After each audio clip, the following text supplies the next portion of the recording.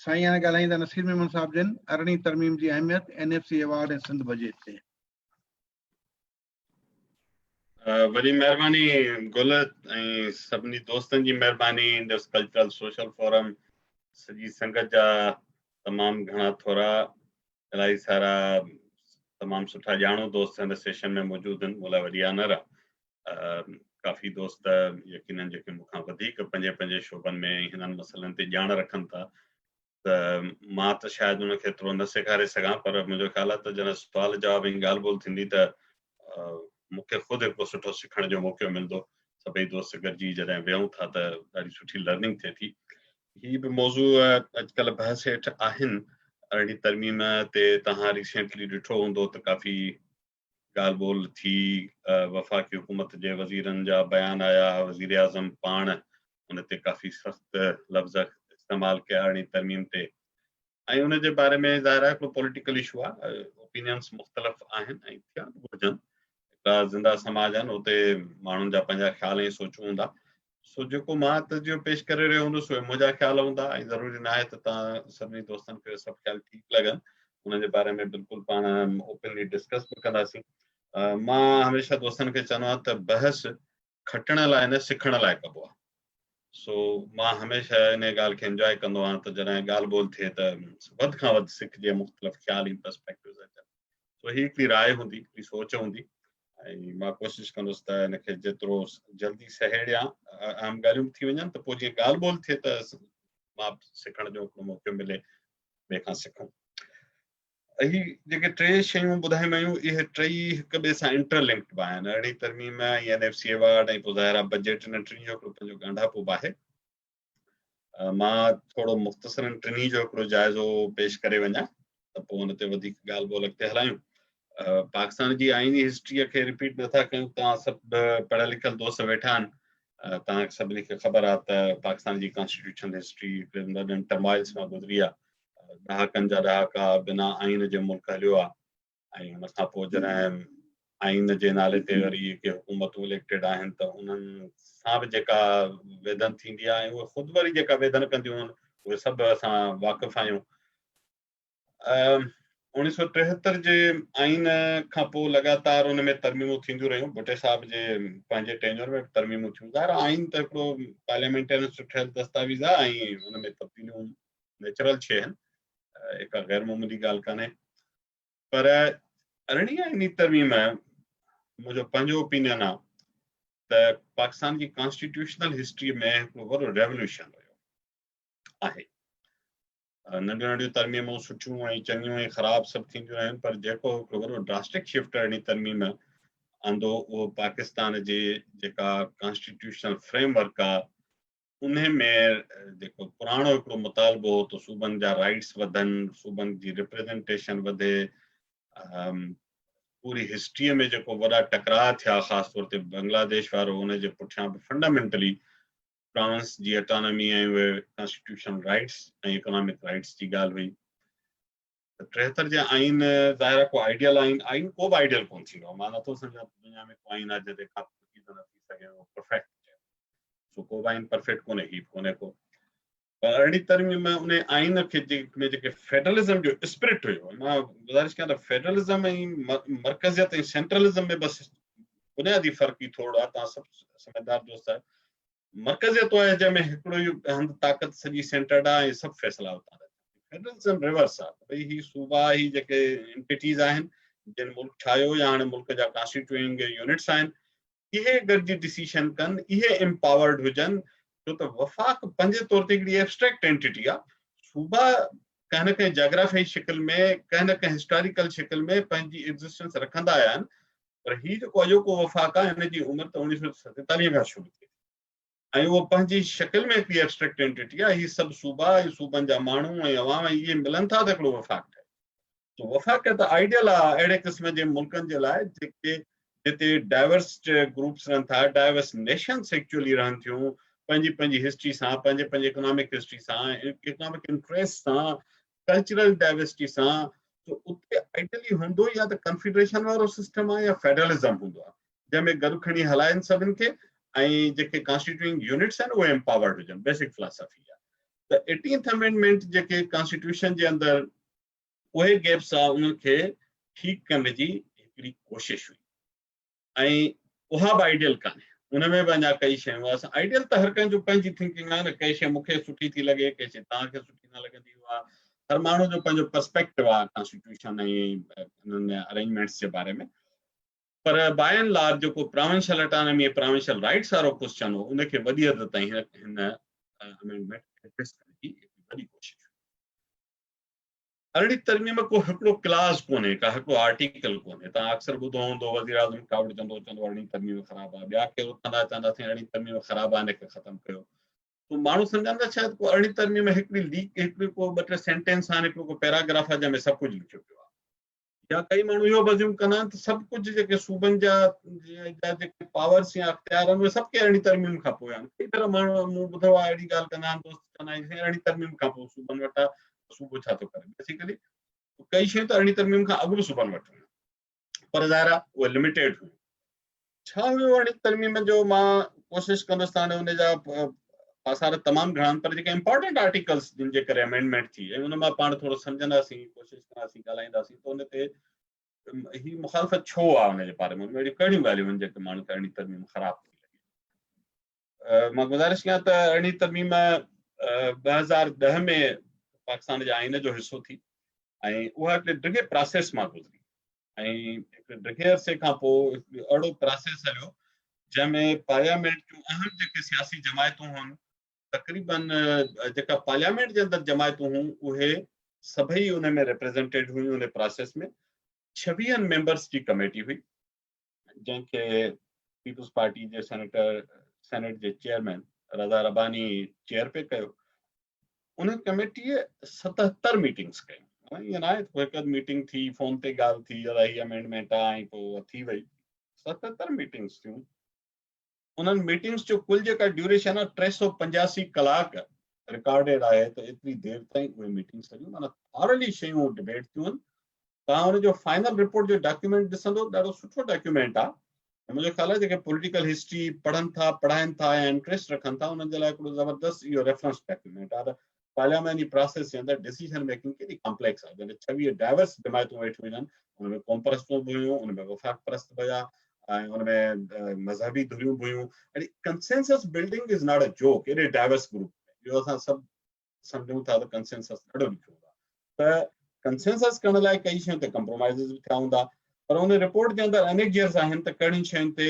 माण्हुनि जा इख़्तिलाफ़ी नोट कढा उहे बि ॾाढा सुठा पढ़ण वटा आहिनि मुंहिंजी ख़्वाहिश आहे त अरड़ी अमेंडमेंट ते यूनिवर्सिटी को PhD जो थीसिस कराए सघे एॾो एलेबरेट वर्क आहे बल्कि मल्टीपल थीसिस थी सघनि था हुनजा पासा घणा आहिनि आर्टिकल आइन जा जेके आर्टिकल कुल आहिनि 280 मेन आर्टिकल्स जेके आहिनि उन्हनि मां 97 आर्टिकल्स में अमेंडमेंट थी 18th अमेंडमेंट किथे 103 जो ज़िक्र ईंदो आहे पर मूं ऑफिशियल डॉक्यूमेंट में 97 उन फेरफारनि जो ज़िक्र पढ़ियो आहे माना इहो आइन जा 97 आर्टिकल्स हुया जेके किथे कामा चेंज थी किथे फुल स्टॉप चेंज थी किथे जो नालो चेंज थियो किथे फंडामेंटल शिफ्ट आया पर इहे का नंढी हिकिड़ी सिंगल लाइन स्टेटमेंट न हुई ही 97 आर्टिकल्स जी चेंज आहे सो जेके बि माण्हू चवनि था त अरड़ी तरमीम ख़राबु आहे या इवन जेके चवनि था अरड़ी तरमीम सुठी आहे they need to be specific त हुन मां कहिड़ी शइ उन्हनि खे सुठी थी लॻे कहिड़ी शइ ख़राबु थी लॻे जेके हुकूमत जी धुर या इवन मुखालिफ़ धुर जेके चवनि था त अरड़ी तरमीम में ख़राबियूं आहिनि अरड़ी तरमीम ठीकु न आहे मुंहिंजे ख़्याल में पहिरियों सुवालु थियणु घुरिजे त अरड़ी तरमीम में छा ख़राबु आहे ऐं छा सुठो आहे ही सिंगल लाइन स्टेटमेंट कोन्हे प्राइम मिनिस्टर चई छॾियो अरड़ी तरमीम ख़राबु आहे भई व्हाट इन 18th अमेंडमेंट नवां 97 जन अमेंडमेंट्स तव्हां स्पेसिफिक ही 4 आहिनि ही 2 आहिनि ही 10 आहिनि जंहिं ते असांखे फलणो आहे इहो बि कॉन्स्टिट्यूशनल प्रोसेस आहे हुन ते डिबेट थींदो रहंदो पर जंहिं तरह ही सॼो रवैयो इख़्तियार कयो वियो चयो वियो त अरड़ी तरमीम खां पोइ वज़ीर आला आमिर थी विया आहिनि बजाए चवण जे वज़ीर आला पावर थिया आहिनि हा उहे पावर्स खे ठीकु यूज़ कनि था या न कनि that is a separate debate उहो त हिकिड़ो असांजो क्लार्क पावर खे पंहिंजे कीअं यूज़ कंदो आहे पोइ त इहो बि डिबेट आहे त असां अथॉरिटी कहिड़ी आहे इख़्तियार कहिड़ा आहिनि पोइ हुनजो इस्तेमालु कहिड़ो आहे they are two different things ऐं मां गुज़ारिश कयां त जेके कॉन्स्टिट्यूशनल राइट्स आहिनि उहे त हिकिड़ी लॉन्ग टर्म शइ आहिनि न हुकूमतुनि जी कारकर्दगी अॼु हिकिड़ी हुकूमत आहे ख़राबु हूंदी सुभाणे का ॿी ईंदी उहा हुननि खे सुठो कंदी पर कॉन्स्टिट्यूशन जा जेके प्रोविंस जा राइट्स आहिनि उहे हुकूमतुनि जे कारकर्दगी ताईं महदूद न थियणु घुरिजनि अक्सर दोस्त मां या तनकीद ॿुधंदो आहियां साईं तव्हां अरिड़हीं तरमीम जी हिमायत था कयो, तव्हां पीपुल्स पार्टी हिमायत था कयो। मां उनखे चवां प्लीज़ इहा स्टेटमेंट पॉलिटिकली मैच्योर न आहे। तव्हां अरिड़हीं तरमीम खे सम्झो पीपुल्स पार्टी जी कारकर्दगी ख़राब आहे, सफ़ा ख़राब आहे या बदतरीन आहे, कंहिंखे सुठी थी लॻे, कंहिंखे ख़राब लॻंदी, कहिड़ो पासो ख़राब आहे कहिड़ो सुठो आहे, सेपरेट डिबेट आहे, हिन में पीपुल्स पार्टी जी वकालत कान्हे। अरिड़हीं तरमीम प्रोविंसिस जो राइट आहे, इहो रुॻो सिंध जो राइट कोन्हे, हिन जा सभई प्रोविंसिस में बेनिफिशियरी आहे। तो इन ते पाण थोरो कंटेक्स्ट इन करे थो एक्सप्लेन कयां त अरिड़हीं तरमीम खे synonymous to People's Party या synonymous to Sindh government न सम्झणु घुरिजे। It's a constitutional package addressing the fundamental and constitutional rights of federating units of Pakistan. So it's a bigger political context. हाणे कुछ मां हुन में जेके 5-7 इंपॉर्टेंट क्लासेस आहिनि उन ते थोरो मुख़्तसर ॻाल्हाए था वठूं त थोरी अंडरस्टैंडिंग थींदी त हिन में आप सूबनि खे मिलणो छा आहे या छा मिली सघे थो। फॉर एग्जांपल हिन जा जेके ॿ टे पासा आहिनि, हिकिड़ो त पॉलिटिकल उहे पासा आहिनि जेके पास्ट जी हिस्ट्रीअ सां कनेक्टेड आहिनि। मिसाल तौर आर्टिकल 6 आहे, उन में आर्टिकल 6 में हुयो त जेको बि कॉन्स्टिट्यूशन मां एग्ज़ैक्ट लफ़्ज़ मुंहिंजे साम्हूं कॉन्स्टिट्यूशन जो कोन्हे पर जेको उनखे अंडरमाइन कंदो, सैबेटेज कंदो या कलदम कंदो, उन ते गदारी जी सज़ा आहे आईने पाकिस्तान में, या ख़्वाहिश जी ॻाल्हि कान्हे, कॉन्स्टिट्यूशन में लिखियल आहे, हाई ट्रेज़न जो टर्म यूज़ थियल आहे ऐं पोइ उन जे लाइ सज़ा लिखियल आहे त हाई ट्रेज़न मीन्स पोइ ज़ाहिर आहे तौर में मौत जी सज़ा, जीअं त पाकिस्तान में बैन कान्हे त हाई ट्रेज़न जी सज़ा वॾी में वॾी वारे। हिन में ॿ अहम शयूं एड कयूं वियूं अहिड़ी तरमीम खां पोइ। हिकिड़ो त चयो त जेको इहो हाई ट्रेज़न कमिट करे थो सो त मुजरिम आहे ई आहे, पर इन प्रोसेस में, इन अमल में जेको हुनखे सपोर्ट करे थो, वाहर करे थो, उहे बि हाई ट्रेज़न जा मुर्तकिब। तंहिंजी माना हिकिड़ो ॿियो लेयर क्रिएट करण जी कोशिशि कई हुई, डेटरेंस क्रिएट करण जी कोशिशि कई हुई त उहो द्वारी न आहे जंहिं या टेक ओवर कयो या सैबेटेज कयो या एब्रोगेट कयो कॉन्स्टिट्यूशन खे, पर जंहिं हुनजी उन प्रोसेस में मदद कई। हाणे इहो ॾाढो ट्रिकी क्वेश्चन आहे, पर कॉन्स्टिट्यूशन में अमेंडमेंट विधी वई त उहे बि हाई ट्रेज़न जा मुर्तकिब। हिकिड़ी आम शइ हुन में लिखी वई त का बि अदालत उनजो डिफेंस न करे सघंदी, इन खे प्रोटेक्ट न करे सघंदी एब्रोगेट कंदड़ खे। पहिरें ईअं हो त पास्ट में तव्हां ॾिठो हूंदो त पोइ हिकिड़ो अदालत जे थ्रू उहो जेको कॉन्स्टिट्यूशन एब्रोगेशन थींदी हुन में अदालतुनि खां नज़र आहे ज़रूरत ॿियनि तरीक़नि सां फेवर वठी ऐं हुनखे जाइज़ करे छॾींदा हुया। हिन अमेंडमेंट उहो हिकिड़ो ॿियो बि बैरियर क्रिएट कयो। हाणे हीअ आइनी बैरियर आहिनि, हाणे हुन खां पोइ बि आइन वायलेट थी सघे थो, डज़ंट गारंटी। आइन सेल्फ को बंदूक जो नाली कान्हे जेका खणी माण्हुनि जे साम्हूं बीह रहंदी हुई, पर डेटरेंस आहे कॉन्स्टिट्यूशन। इहे ॿ पॉइंट्स हिन में आर्टिकल 6 में एड।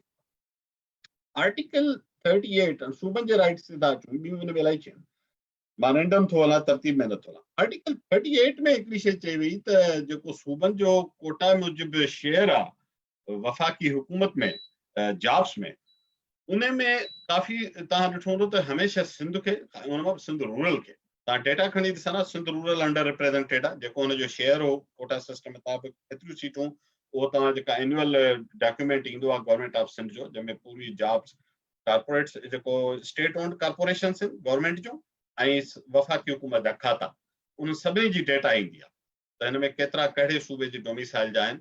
उन तफ़सील जी तव्हां डेटा जी जेका समरी आहे लास्ट टेबल जी, हींअर छो त मौज़ून आहे त मूं साम्हूं न रखी आहे, पर हुन में सिंध रूरल जूं जॉब्स घटि आहिनि शेयर खां, बलोचिस्तान जूं जॉब्स शेयर खां घटि आहिनि, सिंध अर्बन जूं पंहिंजे शेयर खां वधीक आहिनि, पंजाब जूं ऑफकोर्स वधीक आहिनि, इवन ख़ैबर पख्तूनख्वा जूं पंहिंजे ड्यू शेयर खां वधीक आहिनि। त हिन में कॉन्स्टिट्यूशन जे इन अमेंडमेंट जे थ्रू चयो वियो त हाणे जेके नयूं वैकेंसीज़ ईंदियूं त उन में जेको पुराणो डेफिसिट आहे जिन सूबनि जो, उनखे प्रायोरिटी ॾेई पहिरें उन्हनि खे उन जे ड्यू शेयर मुताबिक़ जॉब्स में प्रायोरिटी ॾिनी वेंदी, इहो डेफिसिट पूरो थियो। इहो नथो पियो थिए वफ़ाक़ी हुकूमत में, पर मां सिर्फ़ु हींअर कॉन्स्टिट्यूशन जो क्लास थो ॿुधायां। Now it is part of constitution. सुभाणे को कॉन्स्टिट्यूशन पिटीशन बि विझी सघे थो भई हीअ त हाणे त आइन त पोइ रेफरेंस डॉक्यूमेंट आहे न अदालतुनि जे लाइ, त इहो हुन में प्रोटेक्ट कयो वियो सूबे जे राइट खे कॉन्स्टिट्यूशन जे अंदरि। ॿियो हिकिड़ो कॉन्स्टिट्यूशन जो आर्टिकल तव्हां 90s में हुनजो घणो बज़ ॿुधो हूंदो, जंहिं ते हुकूमतूं टोड़े घर मोकिले छॾींदा, आर्टिकल 58(2)B, जंहिंमें सदर खे इख़्तियार हो त वाइंड अप करे छॾींदो, असेंबली वज़ीर आज़म खे घर मोकिले छॾींदो ऐं पोइ गवर्नर खे चवंदो त तव्हां असेंबली मोकिले छॾियो। उहो क्लास सॼो जो सॼो आर्टिकल कॉन्स्टिट्यूशन मां ख़ारिज कयो। हुन खां पोइ हाणे सदर वटि असेंबली टोड़ण जी अथॉरिटी न रही। इहो ॿियो इम्पोर्टेंट क्लास आहे। अहिड़ी तरह पहिरें जॾहिं सदर वटि इख्तियार हा त पोइ सदर जी एडवाइस ते गवर्नर वरी सूबनि जूं असेंबलियूं टोड़ण जा कॉन्स्टिट्यूशनल राइट्स मिलियल हूंदा। उहो आर्टिकल 112 आहे 112। उन में गवर्नर खां उहा इख्तियार खसिया विया त उहो पाण असेंबली डिज़ॉल्व न करे सघंदो जेसि ताईं के उन सूबे जी असेंबली पाण रेज़ोल्यूशन पास करे गवर्नर खे न चवे। इहा वरी डेटर्स आहे त अॻे तव्हां हींअर ॿुधो था न त गवर्नर राज जी केॾियूं ॻाल्हियूं थियूं। गवर्नर राज छो नथो लॻे पियो सही? गवर्नर राज अॻे लॻंदा हुया न, पाकिस्तान में लॻा आहिनि, 90s में लॻा आहिनि। छो त हिन में कॉन्स्टिट्यूशनल बैरियर अची वियो आहे त हाणे governor constitutionally speaking constitution violet करे त पोइ तव्हां सभु कुझु करे सघो था, जंहिं वटि ताक़त आहे उहो हर शइ वायोलेट करे सघे थो। पर कॉन्स्टिट्यूशन गवर्नर खे इन हिसाब सां बेअसर करे छॾियो त हाणे जेसिताईं सूबे जी असेंबली कंहिं सूरत हाल में पाण चवे त हा असां बिज़नेस नथा रन करे सघूं या असां रिक्वेस्ट था करियूं त असेंबली डिज़ॉल्व कई वञे, only then governor can dissolve a provincial assembly. So इन तरह सां जेको मार्शलाऊं या असेंबलियूं खे ख़तम करण वारा पावर्स हुया प्रेसिडेंट वटि ऐं गवर्नर वटि in the name of federation जा नुमाइंदे जे तौर ख़तम कया विया। ॿियो हिकिड़ो क्लास जेको अगेन सूबे जे राइट्स जे हवाले सां अचूं था, एनएफसी सां उन जो लिंक आहे आर्टिकल 160 107। उन में हिकिड़ो ॾाढो ज़बरदस्त क्लास ॾिनो हुयो त जेको एनएफसी में सूबे जो शेयर आहे, कंहिं बि सूबे जो शेयर आहे, उहो नए एनएफसी एवार्ड में पुठिए एवार्ड खां घटि नथो करे सघिजे।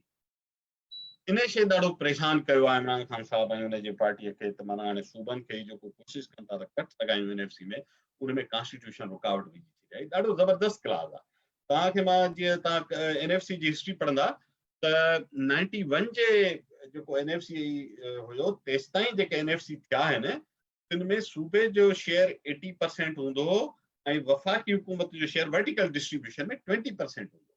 पर 1997 में जेको एनएफसी अवार्ड आंदो वियो, जेको जेका वक़्ती हुकूमत हुई जंहिंखे एक्चुअली इहो आणण जो शायदि राइट बि न हुजे हा, उन उबूरी हुकूमत दौरान जॾहिं चूंडियल इलेक्टेड हुकूमत ख़तम कयनि त उन आरज़ी हुकूमत खां हिकिड़ो एनएफसी अवार्ड ॾियारियो वियो जंहिंमें सूबे जो शेयर जेको आहे जिते 80% हो उहो घटाए 37% ते हाणे बीहारे छॾियुनि ऐं ॿियो सॼो शेयर वफ़ाक़ी हुकूमत खे ॾेई। त हाणे इहो जेको सूबनि जे शेयर सां खेॾ थींदी उन खे रोकण जे लाइ एनएफसी जे हवाले सां ही हिकिड़ी कॉन्स्टिट्यूशनल अमेंडमेंट कयल आहे त हाणे सूबे जो शेयर पुठिए शेयर खां घटि नथो थी सघे।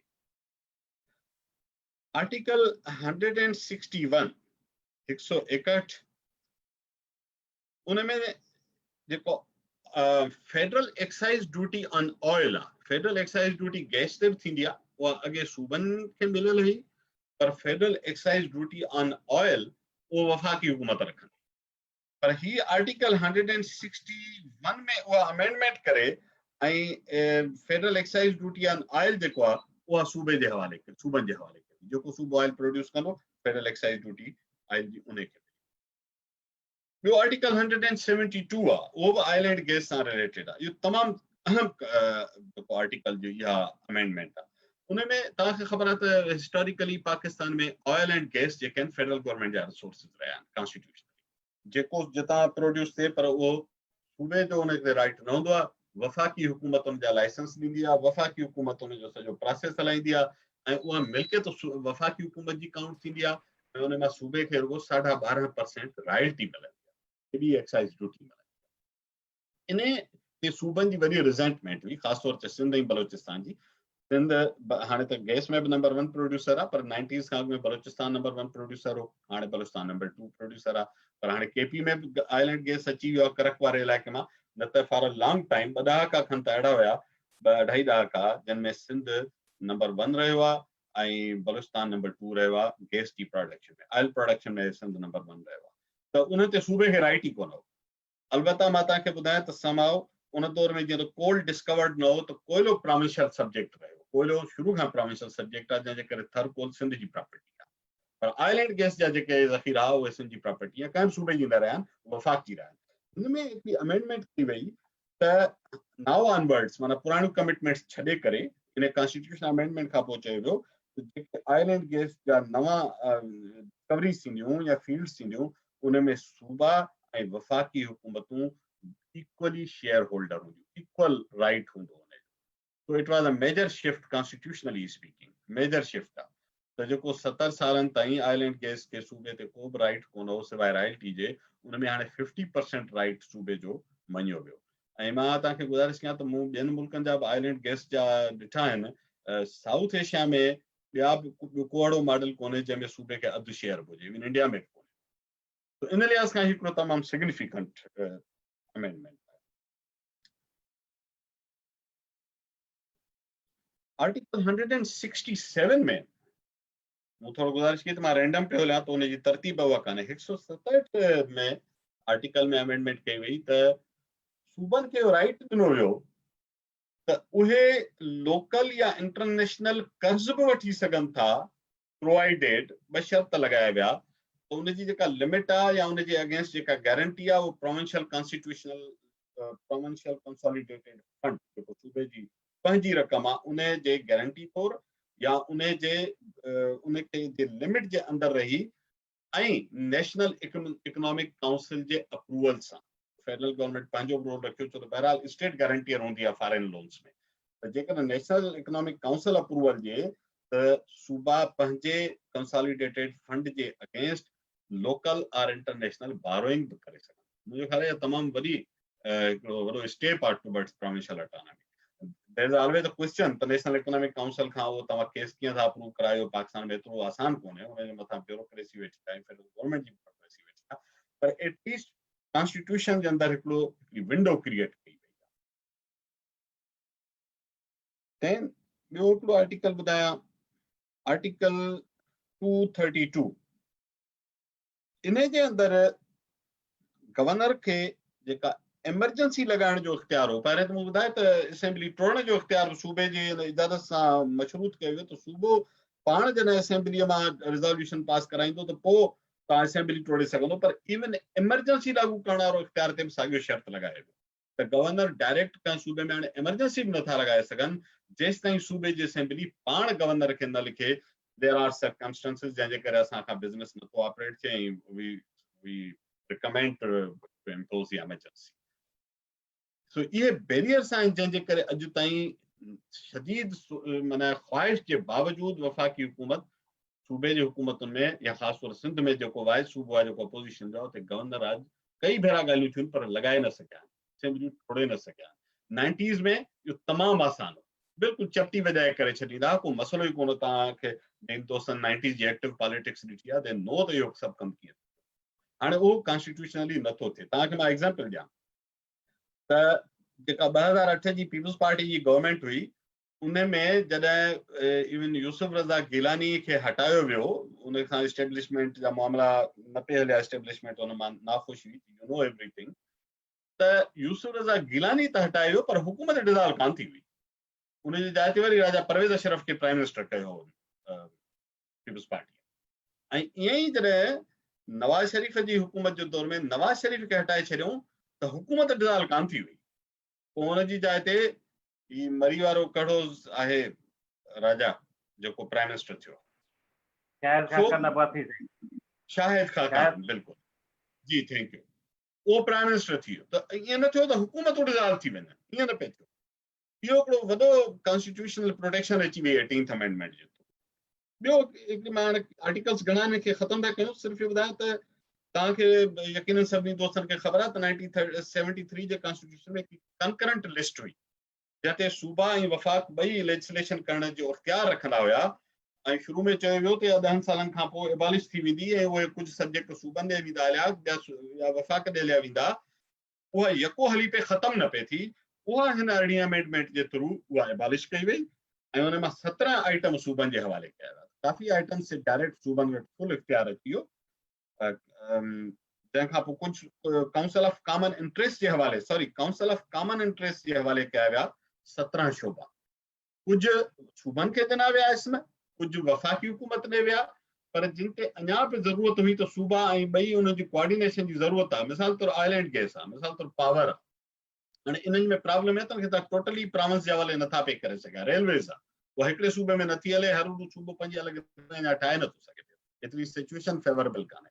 त पोइ वरी उनखे काउंसिल ऑफ कॉमन इंटरेस्ट जा शोभा करे छॾनि। काउंसिल ऑफ कॉमन इंटरेस्ट खे तमामु एम्पावर कयो वियो आहे अरिड़हीं तरमीम में, ऐं उहा इम्प्लीमेंट नथी थिए। उनजी हर 3 महीने कॉन्स्टिट्यूशनली मीटिंग थियणी आहे, जंहिंमें चइनी सूबनि जा वॾा वज़ीर हुन में वेहनि था, ऐं उन ते क्रिटिकल इशूज़ ते जंहिंमें कलेक्टिव इंटरेस्ट जो सवाल आहे उहो उनजो form E council of common interest. ही काउंसिल ऑफ कॉमन इंटरेस्ट जा जेके शोभा आहिनि उनजे अगेंस्ट जेके विज़ारतूं वफ़ाक़ी हुकूमत ठाहियूं आहिनि उहे आइन जे बतड़ आहिनि। मिसाल वफ़ाक़ हाणे हेल्थ जी या एजुकेशन जी जेका मिनिस्ट्री ठाहियूं आहिनि, या इवन जेका natural resources oil and gas जी ठाही आहे मिनिस्ट्री, जेका रेलवे जी मिनिस्ट्री आहे, काउंसिल ऑफ कॉमन इंटरेस्ट जो सब्जेक्ट आहे रेलवे सां, उहे नथा ठाहे सघनि। पर हू ज़बरदस्ती इस्लामाबाद जी हिकिड़ी ब्यूरोक्रेसी पंहिंजी हिकिड़ी वेठी आहे जेका सरेंडर नथी करणु चाहे, पंहिंजी अथॉरिटी सूबनि वटि वञी कमु नथी करणु चाहे, उहा ज़बरदस्ती हिन ते हिकु क़िस्म जो कब्ज़ो आहे हिननि खातनि ते, नाजाइज़ कब्ज़ो आहे वफ़ाक़ी हुकूमत। आख़िरी ॻाल्हि अरिड़हीं तरमीम ते कयां, पोइ पाण एनएफसी ते हलूं था, थोरो टाइम खे मैनेज कयूं, ॻाल्हियूं त घणियूं आहिनि। हिकिड़ो सवाल अक्सर थींदो आहे जंहिंजे मां अॻु में बि थोरो कमेंट कयो त साईं अरिड़हीं तरमीम मां सूबे खे छा मिलंदो? सिंध में ॾिसो था त सफ़ाई कोन थी थिए, सिंध में ॾिसो था त अमन अमान कोन्हे, सिंध में ॾिसो था त तइलीम कान्हे, पोइ अरिड़हीं तरमीम जो छा करे? हिकिड़ो त मूं गुज़ारिश कई त इहे जेके day to day public services आहिनि, इहो ज़हन में रखो त इहे अरिड़हीं तरमीम खां अॻु बि सूबे जा इख्तियार हुया, सवाइ लेजिस्लेशन वफ़ाक़ बि करे सघंदो। मिसाल तौरु स्कूल कंहिं वटि हुया अरिड़हीं तरमीम खां अॻु में? सूबाई हुकूमत वटि हुया। इस्पतालूं कंहिं वटि हुयूं? सूबाई हुकूमत वटि हुयूं। त कई खाता आहिनि जेके अरिड़हीं तरमीम खां जेके बेसिक सर्विसिस आहिनि, मिसाल म्यूनिसिपल सर्विसिस आहिनि, वफ़ाक़ जी अथॉरिटी थोरी हुया, इहे सदाईं सूबनि वटि रही हुयूं। हाणे सूबनि जी परफॉर्मेंस जो मसइलो आहे, जेकर सिंध हुकूमत परफॉर्म नथी करे त उहा अकाउंटेबिलिटी सिंध जी हुकूमत जी थी सघे थी, थियणु घुरिजे, बिल्कुलु हुनजे परफॉर्मेंस ते थियणु घुरिजे। आम माण्हू त चए थो न, आम माण्हू जे अख सां जेकर ॾिसंदो त चए थो बाबा इख्तियार हुजनि या वसीला हुजनि। जेकर तव्हांखे अरिड़हीं तरमीम में ॾिना वधीक इख्तियार ऐं 7 एनएफसी अवार्ड ॾिना वधीक वसीला, त जे उहे माण्हुनि जी ज़िंदगियूं बहितर नथा करे सघनि त पोइ माण्हुनि लाइ अरिड़हीं, 19, 20, 21 तरमीम का बि माना नथी रखे। पूरो आइन ई का माना नथो रखे। पोइ आम माण्हू वीचारे खे छा खपे? पीअण जो पाणी खपेसि, सिहत खपे, इलाज मिलेसि, ॿार खे तइलीम मिलेसि, अमन अमान खपेसि। आम माण्हू जी जमूरियत आहे ई 4-5 शयुनि में। उनखे त तरमीम उन आर्टिकल ते असां जेके नौकिरी पेशा माण्हू जेके पगार खणंदा आहियूं त असांजा मशग़ला आहिनि। ऐं जेकर फ्रैंकली ॻाल्हि कयां कैंडिडेटली, आम माण्हू वीचारो जमूरियत या स्टेट या हुकूमत ॻोल्हींदो ई 4-5 शयुनि में आहे। उनखे तहफ़ुज़ आहे जान जो, उनखे पीअण जो पाणी साफ़ ॾिए थो ई निज़ाम, हिनखे ॿार खे तइलीम मिली सघे थी, उनखे इक्वल अपॉर्चुनिटी आहे गिरो करण जी। इहे सभु शयूं जेकर कोन्हनि त पोइ माण्हुनि लाइ अरिड़हीं तरमीम या एनएफसी वाक़ई बेमाना थी वेंदा। जेतोणीकि उन सां मां चवां थो त टेक्निकली डायरेक्ट तालुक न हुजे, पर इहो पॉइंट वैलिड आहे। हुकूमतुनि सां माण्हू इन्हनि तरमीमुनि जे बका लाइ, इन्हनि राइट्स लाइ तॾहिं बीहंदा जॾहिं माण्हुनि खे इहे तरमीमूं, इहे वसीला माण्हुनि जी ज़िंदगी में बहितरी आणींदा। अदरवाइज़ हुननि लाइ को बि चार्म कोन्हे त हिन शयुनि जी वकालत कनि, सुभाणे लठ खणी वफ़ाक़ सां विढ़नि त भलाती अरिड़हीं तरमीम छो थो बंदि करे। असां तव्हां कंदासीं, आम माण्हू जेको बुख ते वेठो आहे, जंहिंखे इलाज नथो मिले, जंहिंजा ॿार बुख ते मरे थो, या जंहिंजो ॿार स्कूल नथो वञी सघे, डॻियूं चारे थो, जंहिंखे तहफ़ुज़ कोन्हे पुलिस खां ऐं ॾाढनि मुड़ुसनि खां, उन जे लाइ सही ॻाल्हि आहे अरिड़हीं तरमीम का बि माना न रखंदी। सो इहा कनेक्टेड आहे माण्हुनि जे परफॉर्मेंस सां, हुकूमत जे। हिते मां अरिड़हीं तरमीम खे फ़िलहाल स्टॉप थो करियां, स्विच करियूं था एनएफसी ते। मूं गुज़ारिश कई त एनएफसी जो तालुक हिन सां तमामु गूढ़ो आहे, जो एनएफसी खे प्रोटेक्ट कयो आहे अरिड़हीं तरमीम, त सूबे जो शेयर हुन खां पुठियां नथो घटिजी सघे। इहा ॻाल्हि सभ खां हुकूमत खे जेका अरिड़हीं तरमीम में 2-3 क्लाज़िस अहम पहुचाइनि थियूं, जेके क्लाज़िस पढ़िया न, इन में ई 3-4 शयूं आहिनि जेके हुकूमत खे ॾुखियूं लॻनि थियूं। बाक़ी हुकूमत खे बलूचिस्तान जी स्पेल चेंज थी, सिंध जी स्पेल में एच एड थियो, इन सां हुकूमत खे कहिड़ो मसइलो वञी पियो थिए या पुराणी थी वञे। इहा आहिनि उहे क्लास, हू डायरेक्ट सूबे खे धमकाए नथा सघनि, सूबे में इमरजेंसी नथा पिया लागू करे सघनि, गवर्नर वेठो आहे, गवर्नर राज नथो लॻाए सघे। इहे जेके हुननि वटि अनब्राइडल्ड पावर्स हुया न, ऐं या एनएफसी बि जो सूबे जो शेयर पंहिंजी मर्ज़ी सां नथा घटाए सघनि, इहो आहे प्रॉब्लम अरिड़हीं तरमीम जो, जंहिंजे करे वफ़ाक़ी पार्टी, वफ़ाक़ी हुकूमती पार्टी, इहो आहे अरिड़हीं तरमीम। का शइ हुनखे तकलीफ़ कान्हे। हाणे जो एनएफसी ते national finance commission award constitution में आहे त हर 5 साल सदर जेको आहे सदर साहब वो कॉन्स्टिट्यूशन जे हिसाब सां कॉन्स्टिट्यूट कंदो एनएफसी जी कमीशन खे, ऐं उन जो टीआर हूंदा आहिनि। उनखे चयल आहे त तव्हां जेके टैक्सिस आहिनि उन्हनि जी पहिरें त वफ़ाक़ ऐं सूबनि जे विच में तव्हां विरासत करियो त वर्टिकल शेयर घणो आहे, घणो परसेंट वफ़ाक़ ॾे वञे, घणो सूबनि ॾांहुं वञे, ऐं पोइ विदिन प्रोविंसिस डिस्ट्रीब्यूशन कीअं थिए, ॿियो उनखे हॉरिजॉन्टल डिस्ट्रीब्यूशन सतों NFC अवार्ड हो जेको हींअर ताईं आख़िरी अवार्ड जेको आहे उहो सतों आयो आहे। उन खां 8हीं कमीशन बि ठही 9हीं बि ठही उहे अवार्ड न ॾेई सघियो। हाणे 10हीं ठही आहे, उन हाणे खां रोलड़े में आहे। त कमीशन ॾही आहे पर अवार्ड जेको आहे त उहो 7हीं कमीशन ॾिनो। हींअर ताईं अवार्ड 2-3 आया आहिनि, ॿिया अवार्ड कोन अची सघिया आहिनि, फॾा रहिया आहिनि हुन में। 91 में हिकिड़ो भुटे साहिब जे दौर में आहे, मुंहिंजो ख़्यालु 1974 जो आहे, ऐं पोइ 1991 जो नवाज़ शरीफ़ जे दौर में आयो। पोइ 1997 में निगरान हुकूमत आंदो जंहिं ते कॉन्स्टिट्यूशनली क्वेश्चन मार्क। पोइ मुशर्रफ जे दौर में बि कमीशन ठही पर उहो फ़ैसिलो न थी सघियो। उन्हनि मुशर्रफ खे चयो त असां तोखे इख़्तियार था ॾियूं। हूअं ई उन वक़्तु मुशर्रफ कुल इख़्तियार हो, त जेको अवार्ड तूं ॾींदे असांखे क़बूल आहे, उन हिकिड़ो अवार्ड ॾेई छॾियो। तो उहो बि अवार्ड त काउंट थिए थो पर कॉन्स्टिट्यूशनल प्रेमाइज़ में कोन थो।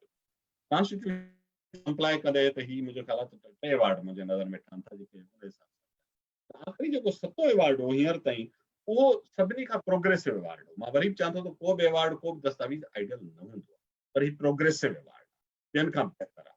कीअं बहितर आहे? 7हें अवार्ड खां अॻु में सिंध जो या नंढनि सूबनि जो हमेशह इहो एहतिजाज हो त जेका हॉरिजॉन्टल डिस्ट्रीब्यूशन थींदी हुई सूबनि जे विच में विर्छ, उहा कंदा आबादीअ बुनियाद ते, जंहिंजी आबादीअ जेतिरो सैकड़ो उनखे जेको सूबनि जो मजमूई शेयर आहे उन मां उहो ॾेई छॾियो। मिसाल सूबे खे शेयर मिलियो जंहिं दौर में 80 सैकड़ो हुयो या जंहिं दौर में 37 सैकड़ो हुयो, उन चवनि हाणे इहे जेके 37 सैकड़ो जा पैसा आहिनि इहे सूबनि में आबादी जे हिसाब सां विराए छॾियो। आबादी जे हिसाब सां विराइण जो मतिलबु छा आहे? आबादी जे हिसाब सां विराइण जो मक़सदु आहे त लॻभॻि 50-51 सैकड़ो सिधो सो पंजाब सूबे आबादी अध खां वधीक कोन्हे थी। पोइ 24 सैकड़ो जे लॻभॻि 23-24 सैकड़ो सिंध वटि ईंदो, ॿिए नंबर सूबे जी सिंध जी आबादी आहे। पोइ अहिड़ी तरह पख्तूनख्वा ॾे वेंदो, पोइ अहिड़ी तरह 5-7 सैकड़ो। इन ते सूबनि खे हमेशह एतिराज़ हो त भई के सूबा टैक्स वधीक था कमाइनि, उन्हनि खे बि तव्हां आबादीअ ते वठि। के सूबा ग़रीब आहिनि, वधीक इलाइक़नि में गुरबत आहे, उनखे बि चओ था न तोखे आबादीअ ते ॾींदासीं। इहो अनफेयर डिस्ट्रीब्यूशन मैकेनिज़म हो जंहिं ते दुनिया में ॿिया बहितर मॉडल्स मौजूदु आहिनि। 7हें NFC अवार्ड हिकिड़ो चङो कमु इहो कयो त उन में पॉपुलेशन जो जेको वेटेज हो 100% मां घटाए 82%। जेतोणीकि अञा बि इहो वॾो शेयर आहे, पर स्टिल मां सम्झां थो त 82% वरी बि कुझु हद ताईं कुझु सेंसिबल लॻे थो। त यार ठीकु आहे, घटि त थियो। ऐं ॿियनि इंडिकेटर्स जो वेटेज शुरू थियो, पोइ हुन में लॻभॻि 10 सैकड़ो जे लॻभॻि या 10.25 सैकड़ो आयो जेका आई थिंक पॉवर्टी ऐं बैकवर्डनेस ते आयो। कुझु 2-3 सैकड़ो पोइ टैक्स कमाइण जेको प्रोडक्शन आहे, टैक्स प्रोड्यूस कंदा सूबा, उन्हनि ते वेटेज रखियो वियो। ऐं हिकिड़ो बलोचिस्तान जे चवण ते रखियो वियो इनवर्स पॉपुलेशन डेंसिटी। बलोचिस्तान चयो त सही पकड़ तमामु वॾी आहे, आबादी थोरी आहे, त असांखे तव्हां पॉपुलेशन ते ॾींदो त फ़ाइदो कोन्हे को। तंहिंजे करे असांजी जेका आबादी वर्सिस ही जेका पखेड़ आहे, माना जेकर ॿिनि ॻोठनि खे गॾु करणु ॻंढिणो आहे रोड समेत, उते 300 किलोमीटर रोड खपे। पंजाब जेकर चागीअ खे कोयटा सां गॾिणो आहे त 400-500 किलोमीटर खपनि। त सिंध ऐं पंजाब जी आबादियूं ॻंढियल आहिनि, त उते वाक़ई इहो इशू एॾो न आहे। उते तव्हां 10-15 किलोमीटर रोड ठाहियो त 25-30 ॻोठ ॻंढिजी वेंदा। पोइ बलोचिस्तान जे करे उहो इंडिकेटर उन थोरो ई वेटेज आहे, मुंहिंजो ख़्याल आहे 2-3% उन जो वेटेज आहे। NFC इन हिसाब सां ॿियो 7हें NFC अवार्ड में जेके प्रोग्रेसिव क्लासेस हुया त उन में सूबनि जो शेयर अल्टीमेटली वधाए 57 सैकड़ो कयो। चयो त हींअर जेकर 50-51 आहे त हर साल 1-1 सैकड़ो वधाईंदा वञो ऐं इवेंचुअली तव्हां हिनखे 57 सैकड़ो ताईं खणी वञो 5 सालनि में। हर साल 1-1% वधायो ऐं बाक़ी जेको आहे उहो वफ़ाक़ी हुकूमत। इहा ॻाल्हि जेको अॼुकल्ह NFC ते जेका अपसेट आहे गवर्नमेंट, उहो वॾी शइ इन जे करे उहे चवनि था त 57 सैकड़ो सूबा खणी था वञनि त पोइ असां लाइ बचे नथो। असांखे फ़ौज खे बजट ॾियणी आहे, असांखे परदेही कर्ज़ बि लाहिणा आहिनि, असांखे वफ़ाक़ी हुकूमत बि हलाइणी आहे। सूबनि खे तव्हां 57 सैकड़ो ॾेई छॾियो आहे। हाणे इहो बि हिकिड़ो वॾो मिथ क्रिएट कयल आहे। मुशर्रफ जे दौर में बि जेको टोटल शेयर हो जेकर सॼो मिलाईंदो त 53-54 सैकड़ो तॾहिं बि थी वेंदो, जेको मुशर्रफ जे दौर जो इवन अवार्ड। सो उन हिसाब सां को गैर मामूली पावर सूबनि ते पैसो न वियो आहे। पाण सूबनि ते तव्हां इस्मत ट्रांसफर कया आहिनि, एतिरा सारा तव्हां जेको कंकरेंट लिस्ट एबालिश थी, त सूबनि जूं रिस्पॉन्सिबिलिटी बि वधियूं आहिनि। पर इन शइ ते अचूं था त हाणे हुकूमत उनखे अंडू करण जो कीअं पई करे। मां उन ते हाणे हुकूमत जो वॾो डिबेट थी वेंदो, पर हुकूमत उनखे अंडू करण जी कोशिशि कीअं पई करे। उन्हनि छा कयो त नवाज़ शरीफ़ जे दौर में हिकिड़ो जेको 8हीं NFC जी कमीशन ठही, उन जे TOR में हिननि 2-3 जुगाड़ी क्लाज़िस विधा जेके हिन हुकूमत बि एड करे छॾिया। जेतोणीकि हिन हुकूमत ते इन वारे सां तनक़ीद वधीक थिए थी, पर टू बी फेयर रिकॉर्ड जो मामलो आहे त उनखे मुतारिफ़ नवाज़ शरीफ़ जी हुकूमत उन TOR में हिकिड़ो विधो आहे 2-3 क्लाज़िस चई त NFC जेका आहे उहा इन ते बि डिस्कस करे त ही जेके सूबनि जे मथां कर्ज़ आहिनि उहे कीअं एड्रेस थियनि। ॿियो गिलगित बल्तिस्तान ऐं आज़ाद जम्मू कश्मीर इन्हनि जा जेके ख़र्च आहिनि इन्हनि जे ख़र्चनि जे लाइ सूबा कीअं कंट्रीब्यूट कनि, वफ़ाक़ ते उनजो वॾो लोड आहे। पोइ वरी हिकिड़ो ॿियो क्लास लिखियो हुयो त जेके कुदरती आफ़तूं अचनि थियूं उन में सूबनि ते कुझु शेयर हुजे, इन क़िस्म जा क्लासिस हुआ। तव्हां एग्ज़ैक्ट लैंग्वेज साम्हूं रखी पढ़ंदो त हुन में तव्हांखे नज़र ईंदा। पोइ हुन ते फ़ैसिलो थी सघे। मज़े जी ॻाल्हि त सभ खां वॾो ऑब्जेक्शन कयो ई पंजाब। इहा ॻाल्हि न विसारजो त NFC जे हिन मॉडल जो सभ खां वॾो बेनिफिशियरी बहरहाल पंजाब आहे। शेयर जेकॾहिं सूबनि जो वधे थो त प्रोपोर्शनली 82% पॉपुलेशन वेटेज वरी बि पंजाब जो पॉपुलेशन जो वेटेज वधीक आहे। बैकवर्डनेस ऐं गुरबत में बि पंजाब पंहिंजे ॾाखिणो जेको सराइकी बेल्ट आहे ऐं जेको उतरियो मथो पोठवार जो बेल्ट आहे उनजी गुरबत जा इंडिकेटर बि उते तमामु घणा आहिनि। पंजाब जो हिकिड़ो हिसो शाहूकार आहे त उहे उन जे करे उनखे बेस बनाए ऐं पंजाब जी हुकूमत खे ख़बर आहे उन्हनि सभ खां वॾो ऑब्जेक्शन कयो। ऐं जेको डार साहिब हो उनजे साम्हूं इसहाक डार जे पंजाब जी जेका नुमाइंदा हुई आयशा घोष पाशा उन एहतजाज कयो असांखे क़बूल। पोइ उहो त ख़ैर फ़ैसिला ई न थिया, कमु रुली वियो। हाणे हीअ हुकूमत आई त हुन वरी उहे साॻिया TOR कढिया। उन TOR में 4 क्लाज़िस बेसिकली जंहिंमां 3 अॻियां आहिनि, हिकिड़ो को ॿियो बि एड थियो आहे, पर मां उन्हनि क्लाज़िस ते थोरो मुख़्तसर हींअर बलोचिस्तान हाई कोर्ट उन नोटिफिकेशन खे कलदम बि करे छॾियो आहे। हुन चयो आहे त इहे कॉन्स्टिट्यूशन जे एम्बिट खां हुन में ॿाहिरि TOR आहिनि, जेको सिंध जो बि ऑब्जेक्शन हो। वॾे वज़ीर सिंध जो ख़त लिखियो वज़ीर आज़म खे ऐं सिंध मां कैसर बंगाली जी बि हिकिड़ी पिटीशन सिंध हाई कोर्ट में पयल आहे। उन में जेके TOR आहिनि, ॿियो हफ़ीज़ शेख खे जेको शामिल कयो वियो, जेको वज़ीर कोन्हे बेसिकली एडवाइज़र आहे, त उन ते बि सूबनि खे एतराज़ हो त एडवाइज़र त मेंबर नथो थी सघे। त कॉन्स्टिट्यूशन में ॾिनो पियो NFC जो, हुन में एडवाइज़र त आहे ई कोन, त तव्हां हुनखे छो शामिल कयो आहे? त उनखे बि कलदम कयो आहे बलोचिस्तान हाई कोर्ट। हाणे ॾिसूं इहो शायदि हुकूमत सुप्रीम कोर्ट में वञे या ॿीहर रिवाइज़ करे पंहिंजे नोटिफिकेशन खे, या ॾिसणो पवंदो। पर हिन में जेके 3-4 ऑब्जेक्शनेबल क्लाज़िस आहिनि, मां उन ते गुज़ारिश कयां। सभ खां पहिरियों हुन में लिखियो वियो त फाटा, गिलगित बल्तिस्तान ऐं आज़ाद कश्मीर जा जेके इलाइक़ा आहिनि उन जा जेके ख़र्च वर्च आहिनि उन्हनि जो खातो बि लॻायो ऐं सूबा हुन में कीअं कंट्रीब्यूट कंदा, इहो बि NFC तय करे। गुज़ारिश इहा आहे त इन्हनि सभिनी इलाइक़नि जा जेके ग़रीब माण्हू आहिनि, असां उन्हनि जे ख़िलाफ़ कोन आहियूं। फाटा जा हुजनि, गिलगित बल्तिस्तान जा, कश्मीर जा, इहे बि वीचारा उते तमामु घणी गुरबत आहे। तव्हां दोस्त उन्हनि इलाइक़नि में आया विया हूंदा, उन्हनि सां इलाही मसइला। असांखे को बि प्रॉब्लम कोन्हे उन्हनि जी गुरबत सां, असांखे हमदर्दी आहे, असां उन्हनि जे सभिनी हक़नि खे सपोर्ट था करियूं। पर आइन में उनजी गुंजाइश कोन्हे जो हू आइनी तौरु हुननि खे प्राविंस जो स्टेटस नाहे मिलियल। तव्हां पाकिस्तान जे आइन में जिन 4 सूबनि जो ज़िक्र थियल आहे उन में इहे यूनिट्स मेंशन आहिनि। फाटा त हाणे ख़ैबर पख्तूनख्वा जो हिसो आहे। ख़ुदि वफ़ाक़ी हुकूमत में कश्मीर ऐं नादरन अफेयर्स जी जो पूरो खातो आहे, जंहिंखे काना अफेयर्स चवंदा आहिनि, काना खातो चवंदा आहिनि, ऐं कश्मीर अफेयर्स जी पूरी मिनिस्ट्री बि आहे, त उहे त तव्हांजे आहिनि ई कॉन्स्टिट्यूशन में लिखिया पिया आहिनि त वफ़ाक़ी हुकूमत जो हिसो आहिनि। त पोइ सूबा छो हुनजो शेयर? तंहिंजे करे या त तव्हां भला हुनखे सूबो डिक्लेयर करियो, पोइ कॉन्स्टिट्यूशन में अमेंडमेंट करे उन्हनि खे सूबे में एड करायो, पोइ जेको कॉन्स्टिट्यूशन जो प्रोसेस आहे हुनजी नुमाइंदगी रखो, ऐं पोइ त कॉन्स्टिट्यूशन जो मामिलो हूंदो न। पर हींअर त हुनजी कॉन्स्टिट्यूशनल प्रोविजन ई कान्हे का। वफ़ाक़ी हुकूमत भली पंहिंजे पैसनि मां उन्हनि जी मदद करे, तमामु सुठी ॻाल्हि आहे। को सूबो पंहिंजे अणावणा हुअं ई करणु चाहे, करणु घुरिजे। आज़ाद कश्मीर में ज़िलज़िलो आयो त सिंध हुकूमत बलोचिस्तान सभिनी ॿाहिरि कई, उहो त हिकिड़ो इंसानी मामिलो आहे। पर कॉन्स्टिट्यूशनली स्पीकिंग हिन स्टेज ते उन्हनि जे लाइ सूबा शेयर कनि, इहो कॉन्स्टिट्यूशनली ठीकु नाहे, न हुजणु घुरिजे। ॿियो हुन में जेको क्लास एड कयो वियो त जेका सिक्योरिटी ऐं नेचुरल डिज़ास्टर्स जा जेके ख़र्च आहिनि उन जो बि काथो लॻाइजे ऐं सूबा हुन में कहिड़ो कंट्रीब्यूशन। बस सिधी सी ॻाल्हि आहे त पाकिस्तान आर्मी आइन मूजिबि वफ़ाक़ जो ज़िम्मो आहे, वफ़ाक़ी हुकूमत जो ज़िम्मो आहे। सदर पाकिस्तान पाकिस्तान जी आर्मीअ जो सुप्रीम कमांडर आहे, उहो हुन जा उहिदेदार मुक़ररु कंदो आहे, ऐं जेको उन जो शेयर आहे बजट में जेतिरो बि थिए थो उहो त हूअं ई प्रॉमिसिस जे टैक्सिस मां ईंदो आहे न, उहो शेयर बि। त उन खां टॉप ऑफ डेट मथां माण्हुनि खां तव्हां अलॻि घुरो, जेकर फॉर एग्जाम्पल इहो घुरंदा, मुंहिंजे ख़्याल में त इहो हिकिड़ो सेंसिबल मामिलो न हो। इन सां ही मूंखे लॻे थो त आर्मी खे हिकिड़े पॉलिटिकल डिबेट में छिकनि था उन इदारे खे, जेको मुनासिब न थींदो हिन स्टेट। आर्मी खे सुठो न लॻंदो सूबे जूं असेंबलियूं पोइ सुभाणे कोई इहो बि चवंदो उहा पोइ असांखां शेयर त वठो था, त पोइ असांखे उनजे बारे में कुझु अथॉरिटीज़ में बि शामिल कयो, कुझु सवाल जवाब में बि असांखे शामिल कयो, जंहिं शइ ते असां पैसा ॾियूं था। उहो पॉलिटिक्स के माण्हू हुनखे एक्सप्लॉइट बि कंदा। तंहिंजे करे मुंहिंजो ख़्यालु आहे त आर्मी जे इदारे जे हिसाब सां बि मुंहिंजो नाहे ख़्यालु त आर्मी जी क़यादत खे बि इहो चङो लॻंदो त उन जा अफेयर्स अहिड़ी तरह पॉलिटिकल डिबेट में ईअं अची वञनि।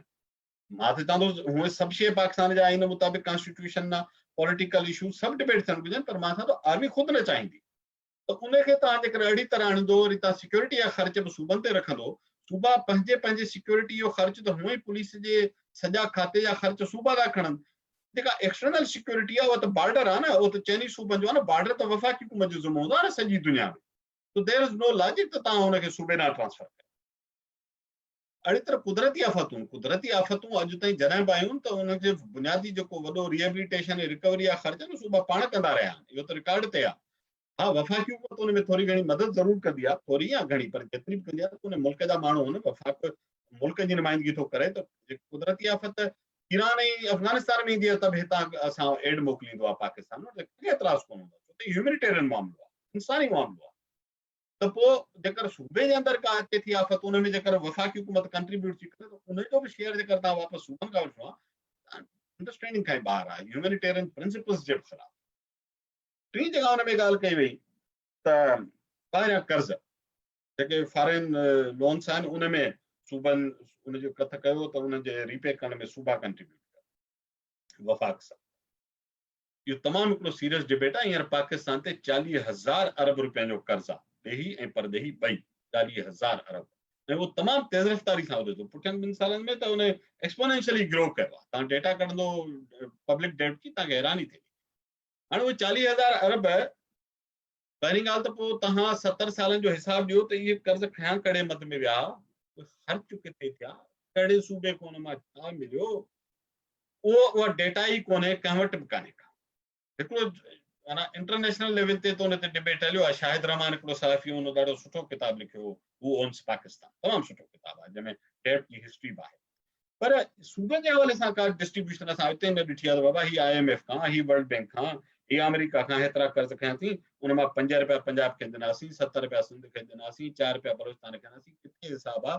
ॿियो त चयो पार्लियामेंट में बि इहा डेटा पेश नथा कनि, हींअर बि कर्ज़ खणनि था, जेको एक्सचेंज जो प्रेशर आहे फॉरेन एक्सचेंज जो, उनखे ऑफसेट करण लाइ कर्ज़ खणनि था। उनजो को बि डिटेल उन कड़नि शर्तनि ते थियो, छा थियो, पाकिस्तान कहिड़ी क़ीमत भरींदो, पाकिस्तान जा माण्हू कहिड़ी क़ीमत भरींदा, उहा का बि शइ तव्हां न ॿुधो हूंदो त असेंबलीअ में ॿुधाई वई। मां हिन हुकूमत जी ॻाल्हि नथो कयां, कंहिं बि हुकूमत इहो कमु न कयो। त पोइ अॼु वफ़ाक़ी हुकूमत, ऐं मां वफ़ाक़ खे हिकिड़ी एंटिटी थो ट्रीट कयां, मुंहिंजे लाइ वफ़ाक़ PTI न आहे, वफ़ाक़ नवाज़ लीग बि न आहे, वफ़ाक़ पीपल्स पार्टी बि कान्हे, वफ़ाक़ हिकिड़ी एंटिटी आहे। अॼु हुन ते हिकिड़ी पार्टी आहे, कल्ह ॿी, सुभाणे खां 3 अची वेंदी, पर एंटिटी तौर वफ़ाक़ी हुकूमत 70 सालनि में जेतिरा बि कर्ज़ खयां, उनजो को बि रिकॉर्ड कोन्हे त कहिड़े सूबे खे केतिरा मिलिया, ऐं उनजे हिसाब किताब आहे किथे जो बेसिक ते हाणे तव्हां सूबे खे चओ, सूबनि खे चवंदो त उहे हिनजे कर्ज़ लाहिण में मदद ॾियनि। सूबनि जी बजट में तव्हां हालत ॾिसो त पंहिंजा ख़र्च पूरा करण में आहिनि, उन्हनि खे तव्हां चओ था हाणे इन में बि कंट्रीब्यूट कनि। इहो हुन जो मक़सदु हो त इहे NFC जे डिविज़ेबल पूल मां इहे रक़मूं अलॻि करियूं। वफ़ाक़ जीअं त सूबे जो शेयर नथो घटाए सघे कॉन्स्टिट्यूशनली, प्रक्रिया कई वई, जीअं त इहो वफ़ाक़ कॉन्स्टिट्यूशनल त इहो आहे न त जेको विर्छ जो पूल आहे, जेको डिविज़ेबल पूल आहे, उन मां शेयर नथा घटाए सघो। पर जेकर डिविज़ेबल पूल में 100 रुपया ईंदा, तव्हां हुन मां चओ था हाणे 25 रुपया हिकिड़नि ख़र्चनि लाइ कढूं था, बाक़ी बचा 75 रुपया, उहे उन शर्त ते विरायूं था तव्हांजो शेयर उन मां अॻे खां न घटाईंदासीं। इहा ट्रिक कई वई आहे। जे हूअं नथा कॉन्स्टिट्यूशनली सूबनि जो शेयर घटाए सघूं त पोइ जेके वफ़ाक़ जा ख़र्च आहिनि उहे सूबनि खे ट्रांसफर कयो। मुंहिंजो नाहे ख़्याल त को बि सूबो मञींदो न मञींदो, सभ खां परे पंजाब। चोथी हिन में हिकिड़ी ॻाल्हि चई वई आहे, हाणे हुन में मां थोरो अॻिते हली ॿुधाईंदुसि, माना हुनजा सॉल्यूशन साइड ते ॾींदासीं। चोथी हिन में ॻाल्हि चई वई त जेके स्टेट ओन्ड एंटरप्राइज़िस आहिनि, जेके वफ़ाक़ी हुकूमत जूं कारपोरेशन्स आहिनि, 197 कारपोरेशन्स, उन्हनि जा जेके ख़सारा आहिनि उन्हनि में बि सूबा शेयर कनि। हाणे हद आहे त कारपोरेशन हलाईंदी वफ़ाक़ी हुकूमत, उन जूं कमायूं ऐं नुक़सान वफ़ाक़ी हुकूमत। मिसाल तौर हिकिड़ो त वफ़ाक़ी हुकूमत सदाईं सूबनि खे मेणा ॾींदी आहे एफिशिएंसी जा। तव्हां वफ़ाक़ी गवर्नमेंट जूं कारपोरेशन्स खणो ऐं तव्हां हुनजी हिस्ट्री कढो। मां वरी बि चवां थो, मां कंहिं हिकिड़ी हुकूमत जी ॻाल्हि हिन में नथो कयां, मां हिकु एंटिटी जी ॻाल्हि थो कयां। PIA जॾहिं खां पैदा थिया, तव्हां खसारे में ॿुधी। स्टील मिल्स 9,000 मुलाज़िम कढी खपाइण ते अची आहे, उहा नथी मैनेज थिए वफ़ाक़ी हुकूमत खां। यूटिलिटी स्टोर्स कारपोरेशन सदाईं खसारे में। पाकिस्तान पोस्ट ऑफिस खसारे में। यानी ही जेके कोरियर सर्विसिस निकितियूं, इहे करोड़ों रुपया थियूं कमाइनि, ऐं पाकिस्तान जी वॾे खां वॾी प्रीमियर पोस्ट ऑफिस खसारे में। रेलवे सदाई खसारे में, ही जेके पंहिंजो न्याज़ियुनि ऐं खोसनि जूं बसूं हलन उहे कमाइनि थियूं, पाकिस्तान जी रेलवे खसारे में। सो ये वफाकी हुकूमत जे एंटिटीज़ तव्हां मोरालिस जेके कमर्शियल एंटिटीज़ आहिनि तव्हां सदाई ॿुधंदो त खसारे में आहिनि ऐं इन्हनि खे सब्सिडी थी मिले। सब्सिडी कंहिंखां थी मिले? उन बजट मां मिले थी जेके आम माण्हू जे टैक्सिस मां अचे थी। माना PIA जंहिंमें अमीर माण्हू सफ़र थो करे उनखे सब्सिडी ॾींदो, गाॾिड़े वारो जेको वीचारो बसर वठे थो उन ते टैक्स ॾेई थो। शर्मनाक ॻाल्हि आहे त इन्हनि एंटिटीज़ खे सब्सिडी मिले ग़रीब मिसकिन माण्हुनि जे रत पघर जे कमाई मां, ऐं हाणे चवंदा त उहा अञा बि सूबान में वधीक शेयर कनि। कंप्लीटली एब्सर्ड, अनएक्सेप्टेबल, इहो थियण ई न घुरिजे। उनजी मैनेजमेंट ठीकु करियो। ख़ान साहब त चयो त हुकूमतूं करप्ट हुन जे करे इन्हनि खां इदारा न हलिया। मां सभु इदारा ठीकु कंदुसि। अचण सां ई स्टील मिल 2 सालनि खां पोइ चए थो ठीकु कोन थींदी, खपाए रख, जेको वठे तौर ते खपे, माप ते वठे, सदा खणो। तो बजाए उन इदारा खे एफिशिएंट करण जे, बजाए उनजी मैनेजमेंट ठीकु करण जो, ते ओवर स्टाफिंग थी आहे। हर हुकूमत कई आहे, जंहिंखां जेतिरी पुगी आहे, कंहिं घटि कई आहे, कंहिं वधीक कई आहे, पर हर हुकूमत उन सां केॾो कयो। जाली लाइसेंस वारे पायलटनि जूं लिस्टूं निकितियूं न। 2012 जी ख़बर ई त हिकिड़ो पायलट पकड़ियो जेको 25 साल सर्विस करे चुको, माना ज़्यादा के दौर में रिक्रूट थियो। तो कंहिं घटायो कोन्हे जंहिंखां जेतिरो पुगो आहे। त इहे वफ़ाक़ी इदारनि जूं एंटिटीज़ जी कॉर्पोरेशंस खे ठीकु करण बजाए उनखे प्रॉफिटेबल कयो। भला प्रॉफिटेबल नथा कयो करे सघो, छॾियो, हथ कढो। कॉर्पोरेशंस वञी कमाइनि, खाइनि, जेतिरो कमाइनि ओतिरो खाइनि, जेको न कमाइनि से आवाम छो चटी करे। तो इहा बि इलॉजिकल आहे। छा करणु घुरिजे? बुनियादी नुक़्तो इहो आहे त वफ़ाक़ बजाए सूबनि खां चवे त तव्हां पंहिंजो शेयर घटायो, वफ़ाक़ पहिरियों त पंहिंजो हाउस ऑर्डर में आणे। वफ़ाक़ जा कई ख़र्च बिल्कुलु गैर ज़रूरी आहिनि, वधियल आहिनि। वफ़ाक़ पहिरियों उन्हनि खे घटि करे। असां चवंदा हिकिड़ो सॼो रीजनल पीस थिए, हिन ख़िते में पीस तमामु वॾी ज़रूरत आहे। सभ खां वॾो बेनिफिशियरी असां थींदासीं। तव्हांजो सरहदुनि ते जेको टेंशन आहे, जंहिंमें वीचारा सिपाही जानियूं ॾियनि था, रोज़ गोलाबारियूं थियनि थियूं, बजेटूं तव्हांजूं सभ खां वॾियूं रक़मूं तव्हांखे उते ॾियणियूं थियूं पवनि, जो तव्हां उनखे हाणे रोके न सघंदो। त तव्हांजे हींअर जेके बजेटियूं आहिनि, मां 1200-1300 अरब रुपया ताईं हर साल उहा ई बजेट रहे थी। हाणे तव्हांजो रीजनल पीस न हुजण जे करे सभु हिते हिक ॿिए सां विड़िया पिया आहिनि, सवाइ 1-2 कंट्री जे, बाक़ी सभु मुल्क हिन ख़िते जा विड़ियल आहिनि। सभिनी जो इहो हाल आहे त उहे पंहिंजा मिलिट्री एक्सपेंसिस घटाइनि नथा। सभिनी में बुख जी बदहाली आहे, को बि मुल्क इन खां बचल। सो इहो स्ट्रेटेजिक शिफ्ट जी ज़रूरत आहे त तव्हां हिकिड़ो त तव्हां उते पाण खे सिक्योर कयो। ॿी इंपॉर्टेंट शइ आहे त ख़ुदि वफ़ाक़ी हुकूमत जी जेका सिविलियन स्ट्रक्चर आहे उहो तमामु महांगो आहे। मां तव्हांखे रुॻो थोरी डेटा ॿुधायां। वफ़ाक़ी हुकूमत हेतिरा सूबनि खे खाता शिफ्ट थियल हुआ अरिड़हीं तरमीम खां पोइ, ऐं चवनि था त एतिरा घणा जो सूबा आमिर थियल आहिनि। उनजे बावजूदि वफ़ाक़ी हुकूमत वटि 6.5 लख एम्प्लॉइज़ आहिनि। सिहत जी मिनिस्ट्री खुली पई आहे, बाबा सूबे जो खातो आहे, हथ कढो हिन मां। तालीम जी मिनिस्ट्री खुली पई आहे, छो था तव्हां मिनिस्ट्रियूं ठाहियो? मिनिस्ट्री माना पोइ सेक्रेटरी, पोइ एडिशनल सेक्रेटरी, पोइ डिप्टी सेक्रेटरी, पोइ सेक्शन ऑफिसर्स, पोइ गाॾियूं, पोइ ऑफिसूं, पोइ तेल, पोइ प्रिविलेजेस, पोइ बोनसिस, पोइ वॉट नॉट। इहे सभु खाता तव्हां छाजे लाइ ठाहे वेठा आहियो? तव्हां काउंसिल ऑफ कॉमन इंटरेस्ट में डेस्क ठाहे छॾियो हिननि जा। तव्हांखे हेल्थ ते कोऑर्डिनेशन करणी आहे न इंटरनेशनल इदारनि सां, डेस्क ठाहे छॾियो CCI जे अंदरि, ॾेई छॾियो 5-7 माण्हू ते सीनियर उनखे त हलाइनि या टेक्निकल टेक्नोक्रेट, पर उहे ख़र्च नथा घटाइनि। इन 6.5 लख मुलाज़िमनि में 29,000 मुलाज़िम 17 ग्रेड ऐं अबव जा आहिनि। तव्हां अंदाज़ो करियो 17 ग्रेड ऐं अबव वफ़ाक़ी हुकूमत तमामु वॾी कास्ट आहे, उनते डायरेक्ट इनडायरेक्ट ॿई। 29,000 17 ग्रेड खां मथे जा तव्हां माण्हू विहारे वेठा आहियो। पंहिंजा ख़र्च तव्हां घटाइण लाइ तयारु कोन्हो। पेंशन बिल आउं तव्हांखे ॿुधायां, पेंशन बिल हिन साल जो 480 अरब रुपए जो आहे वफ़ाक़ी हुकूमत, जंहिंमें 369 अरब रुपया रिटायर्ड आर्मी पर्सनल जो पेंशन बिल आहे, उहो बि सिविलियन जे कास्ट में। हालांकि इहो डिफेंस जो पार्ट हुजे, पर इहो मूंखे कंहिं ॿुधायो त इहो मुशर्रफ जे दौर में शिफ्ट थियो, पर उते हूंदो हो पार्क थियल। 369 अरब रुपया उहे, 111 अरब रुपया सिविलियन गवर्नमेंट जे पंहिंजे वफ़ाक़ी मुलाज़िमनि जो ख़र्च आहे। 480 अरब रुपया त उहो पेंशन थी वञे साईं वफ़ाक़ी हुकूमत जी। ऐं हिन भेरे वफ़ाक़ी हुकूमत पंहिंजा ख़र्च पूरा करण लाइ जेको एडमिनिस्ट्रेटिव कास्ट आहे उहा बि 475 अरब रुपया आहे। माना जेतिरी तव्हांजी करंट एडमिनिस्ट्रेटिव कास्ट आहे, जंहिंमें पगारूं ऐं ॿिया एडमिनिस्ट्रेटिव ख़र्च आहिनि, लॻभॻि ओतिरी, बल्कि उनखां लॻभॻि छा, उनखां 5 अरब रुपया वधीक तव्हां साल में पेंशन था ॾियो। तो रुॻो 900 माना 900 कीअं, लॻभॻि 1000 अरब रुपया त तव्हां पेंशन ऐं एडमिनिस्ट्रेटिव कास्ट ते पई थी हले, ऐं तव्हां दांह कयो था त सूबा पंहिंजा ख़र्च घटाए असांखे ॾियनि। तो वफ़ाक़ी हुकूमत ख़ुदि पंहिंजो हाउस ऑर्डर में आणे ऐं NFC में सूबनि ते ख़र्च ट्रांसफर करण बजाए सूबनि सां वेही स्ट्रेटेजाइज़ करे। ॿियो जेको प्रॉब्लम आहे त ही टैक्स रिकवरी नथी पई इंप्रूव थिए पाकिस्तान जी, स्लाइटली मथे वेही वरी खान साहब हिकिड़े हंधि ऐलान कयो हुकूमत में अचण खां पहिरीं त असांजी हुकूमतूं अॻियूं करप्ट हुयूं, तंहिंजे करे माण्हू टैक्स न ॾींदा आहिनि। असां 15,000 अरब रुपयनि ताईं टैक्स तव्हांखे उगाड़े ॾेखारींदासीं। पर गुज़िरियल साल 5,000 अरब रुपए जो टारगेट हो, 5,500 अरब रुपए जो, हुन मां सिर्फ़ 3900 ऐं कुझु अरब यानी 4,000 अरब मस रिकवर करे सघिया। हलो थोरो घणो तव्हां लॻायो, कोविड जे करे 2-3 महीना आख़िर में धकु बि लॻो हूंदो, पर जेको ट्रेंड हुयो मार्च अप्रैल ताईं जी तव्हां डेटा खणो त इहा रिकवरी टैक्सिस जी कान थियणी एफबीआर खां। पाकिस्तान जो टैक्स पोटेंशियल तमामु घणो आहे अनरिकवर्ड टैक्सिस जो।